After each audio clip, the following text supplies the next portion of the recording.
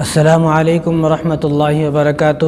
محترم دوستو، عزیز ساتھیو، یہ ویڈیو جو برابر میں چل رہی ہے، شاید آپ نے اس ویڈیو کو دیکھا ہوگا۔ اس ویڈیو کے ساتھ ایک تحریر اور چل رہی ہے کہ مسلمانوں ہوشیار ہو جاؤ، خبردار ہو جاؤ کہ آ گیا وہ شاہی کار جس کا یہودیوں کو بہت شدت سے انتظار تھا، کہ یہ بچہ ایک انڈونیشین ہے اور انڈونیشیا کی ہاسپٹل میں پیدا ہوا ہے۔ شاید یہ وہی بچہ ہے جو نشانیاں قرآن و حدیث کے مطابق کانا دجال کے متعلق بیان کی گئی ہیں۔ یہ وہی کانا دجال ہے جس نے پوری دنیا میں چکر لگانا ہے اور پوری دنیا کے مسلمانوں کا خون بہانا ہے۔ مسلمانوں، اللہ سے پناہ مانگو، اپنے گناہوں کی، اپنے اعمال کی اور سچے دل سے توبہ کرو، راہ راست پر داخل ہو جاؤ۔ مسلمانوں، ابھی بھی تمہارے پاس موقع ہے۔ اللہ پاک تمام مسلمانوں کو اپنے گناہوں سے توبہ کی توفیق نصیب فرمائے، آمین یا رب العالمین۔ یہ اس ویڈیو کے ساتھ ایک تحریر چل رہی ہے۔ اس میں جو چند باتیں ہیں وہ تو ٹھیک ہے۔ اس میں جو یہ باتیں ہیں کہ پوری دنیا کے مسلمانوں کا خون بہانا ہے، یہ ٹھیک ہے۔ مسلمانوں، اللہ سے پناہ مانگو، یہ بھی ٹھیک ہے۔ اپنے گناہوں کی اور اپنے اعمال کی سچے دل سے توبہ کرو، یہ بھی ٹھیک ہے۔ تاکہ راہ راست پر داخل ہو جاؤ، یہ بھی ٹھیک ہے۔ مسلمانوں، ابھی بھی تمہارے پاس موقع ہے۔ یہ ساری باتیں ٹھیک ہیں، لیکن اس میں جو لکھا جا رہا ہے کہ دوسری لائن میں جو یہ ہے کہ یہ وہی شاہکار ہے کہ جس کا یہودیوں کو بہت شدت سے انتظار تھا، اور یہ بچہ انڈونیشیا کی ہاسپٹل میں پیدا ہوا ہے۔ شاید یہ وہی بچہ ہے جو نشانیاں قرآن و حدیث کے مطابق کانا دجال کے متعلق بیان کی گئی ہیں۔ یہ وہی کانا دجال ہے۔ اب یہاں پر ایک بات سمجھ لیں کہ جو دجال آئے گا وہ امام مہدی علیہ السلام کے ظہور کے بعد آئے گا، پہلی بات۔ دوسری بات، دجال پیدا نہیں ہوگا۔ اب ہم لوگ کیا سوچتے ہیں کہ دجال شاید کہ پیدا ہوگا۔ دجال پیدا نہیں ہوگا، دجال تو پیدا ہو چکا ہے۔ اب یہ جو ویڈیو ہے جس کے بارے میں دکھایا جا رہا ہے، یہ عبرت کے لیے ہے کہ ایک وہ دجال جس کا ذکر ہم سنتے آ رہے ہیں اور جس کا ذکر قرآن میں ہے، حدیث میں ہے، وہ کتنا خطرناک ہوگا جب ایک بچہ دجال کی شکل کا ہے، کہ دجال جس شکل کا ہوگا یہ بچہ بھی اسی شکل کا ہے، اور اس بچے کے یہاں پر ایک نشان بھی ہے اور ایک آنکھ بھی ہے، اور اس بچے کی ناک بھی نہیں ہے، صرف منہ ہے۔ تو یہ ایک عبرت کے لیے اللہ تبارک و تعالیٰ نے پیدا فرمایا کہ تاکہ اس سے عبرت حاصل کریں۔ جب ایک چھوٹا بچہ جو 1 دن 2 دن کا بچہ ہے، اس کو دیکھنے سے اتنی ہیبت ہو رہی ہے، اتنا خوف پیدا ہو رہا ہے، اتنا ڈر ہو رہا ہے، تو وہ جو دجال ہوگا وہ کتنا خطرناک ہوگا۔ تو اللہ تبارک و تعالیٰ نے اس بچے کو شاید عبرت کے لیے پیدا فرمایا، لیکن یہ دجال نہیں ہے۔ اب چاروں طرف ایک ہی آواز ہے کہ یہ دجال پیدا ہو گیا، دجال پیدا ہو گیا۔ دجال پیدا نہیں ہوگا، دجال پیدا ہو چکا ہے۔ مسلم شریف کی صحیح روایت موجود ہے کہ حضرت تمیم داری رضی اللہ تعالیٰ عنہ صحابی ہیں، رسول اللہ صلی اللہ علیہ وسلم کے پاس آئے، انہوں نے اپنا ایک واقعہ بیان کیا۔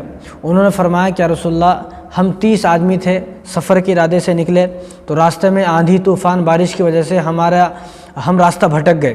تو راستہ بھٹکنے کی وجہ سے ہم ایک جزیرے پر رک گئے۔ تو اس جزیرے پہ ہمارے پاس ایک بہت بڑا جانور آیا، اور وہ جانور ایسا تھا کہ وہ جانور بات کرتا تھا۔ تو ہم نے اس سے پوچھا، بھائی تو کیا بلا ہے؟ تو اس جانور نے ہم سے کہا کہ ایک آدمی ہے جزیرے میں، نیچے قید ہے، وہ آدمی تم کو بلا رہا ہے۔ تو ہم اس کے پاس گئے، تو ایک آدمی کے پاس، تو ہم نے دیکھا ایک بہت بڑا آدمی ہے، اس کو دونوں ہاتھ اس کے پیچھے بندھے ہوئے ہیں اور موٹی موٹی زنجیروں سے اس کو باندھا ہوا ہے۔ تو ہم نے اس سے پوچھا، بھائی تو کیا بلا ہے، تو کون ہے؟ تو اس نے کہا کہ میں دجال ہوں، اور مجھے آخری نبی کے بارے میں بتائیں کہ آخری نبی مبعوث ہو چکے ہیں۔ تو ہم نے فرمایا کہ آخری نبی آ چکے ہیں۔ تو اس نے ملک شام کے جو فلسطین ہے وہاں کے جو درخت ہیں کھجور کے، ان کے بارے میں پوچھا کہ ان درختوں پر کھجور آتے ہیں؟ تو ہم نے فرمایا کہ ان درختوں پر ابھی کھجور آتے ہیں۔ تو اس نے ایک اور سوال کیا کہ بحر طبریہ جو ہے اس کا پانی خشک ہو گیا ہے؟ تو ہم نے کہا کہ ابھی خشک نہیں ہوا۔ تو دجال نے کہا آخری نبی آ چکے ہیں، ٹھیک ہے، اور جو ملک شام کے اندر، فلسطین کے اندر جو درخت ہیں ان درختوں پر کھجور آنا بند ہو جائیں گے اور بحر طبریہ کا پانی خشک ہو جائے گا، تو اس وقت میرا آنے کا وقت ہو جائے گا، اس وقت میں ظاہر ہو جاؤں گا۔ تو اب ہمیں اس حدیث سے معلوم ہونا چاہیے کہ دجال پیدا نہیں ہوگا، بلکہ دجال تو پیدا ہو چکا ہے۔ جب اس کا وقت ہوگا اللہ تبارک و تعالیٰ اس کو ظاہر فرما دیں گے۔ اس لیے کہا جاتا ہے کہ امام مہدی علیہ السلام کا ظہور ہوگا، عیسیٰ علیہ السلام کا نزول ہوگا، اور دجال اور یاجوج ماجوج کا خروج ہوگا۔ خروج کا مطلب یہ ہے کہ حدیث میں خروج کا جو لفظ آتا ہے وہ اس لیے آتا ہے کہ دجال پیدا نہیں ہوگا، بلکہ دجال تو پیدا ہو چکا ہے، بس اب اس کا خروج ہوگا، جہاں اس کو قید کیا گیا وہاں سے وہ نکلے گا۔ اب اس کے نکلنے کی علامت ہے کہ بحر طبریہ کا پانی خشک ہو جائے گا، اور کھجور جو ملک شام کے اندر جو کھجور کے درخت ہیں وہ درخت تو ہوں گے لیکن ان پر کھجور نہیں ہوگا، وہ درخت کھجور دینا بند کر دیں گے۔ اور رسول اللہ صلی اللہ علیہ وسلم تو جو ہے مبعوث ہو چکے ہیں، آپ صلی اللہ علیہ وسلم کو 1400 سال ہو چکے ہیں، لیکن یہاں بس اس بات کو یاد رکھ لیں کہ دجال پیدا نہیں ہوگا، وہ پیدا ہو چکا ہے، بس دجال کا خروج ہوگا۔ اب یہ بچہ ہے، یہ بچہ اب یہ سمجھیں کہ یہ بچہ اللہ تبارک و تعالیٰ نے ہو سکتا ہے عبرت کے لیے پیدا فرمایا ہو، تو یہ بچہ دجال نہیں ہے۔ اس بچے سے نہ سوچا جائے کہ دجال پیدا ہو گیا ہے، دجال تو ایسا خطرناک ہوگا کہ اس کے پورے بدن پر بال ہوں گے، پورے بدن پر بال ہوں گے، اور اس کے بعض حدیث میں آتا ہے کہ اس کی ایک آنکھ ہوگی، بعض حدیث میں آتا ہے اس کی دونوں آنکھ ہوں گی، لیکن ایک آنکھ کانی ہوگی، ایک آنکھ بالکل ٹھیک ہوگی، یعنی ایک آنکھ خراب ہوگی، ایک آنکھ بالکل پھولی ہوئی ہوگی اور انگور کی طرح ابھری ہوئی ہوگی۔ تو دونوں طرح کی حدیث آتی ہیں، ایک حدیث میں ہے کہ ایک آنکھ بیچ میں ہوگی، ایک حدیث میں ہے کہ دونوں آنکھیں ہوں گی لیکن ایک آنکھ بالکل خراب ہوگی، ایک آنکھ ٹھیک ہوگی۔ تو یہ دونوں طرح کی حدیث ہیں۔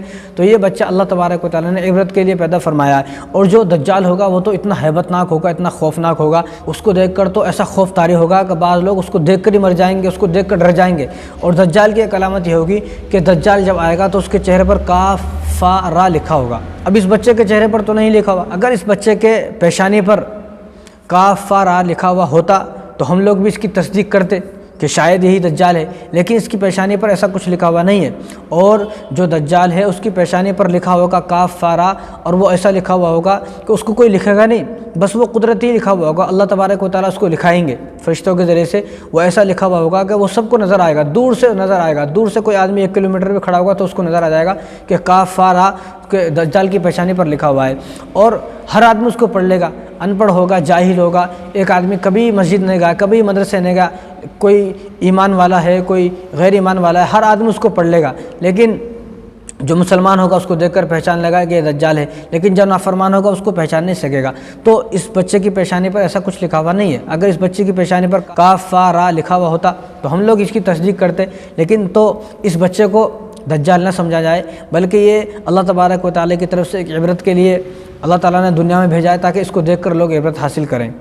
اور جو دجال نکلے گا وہ خراسان سے نکلے گا، ملک شام اور عراق کے درمیان ایک شہر ہے خراسان، تو وہاں سے نکلے گا۔ خراسان کا ایک جزیرہ ہے جہاں پر اس کو قید کیا گیا ہے۔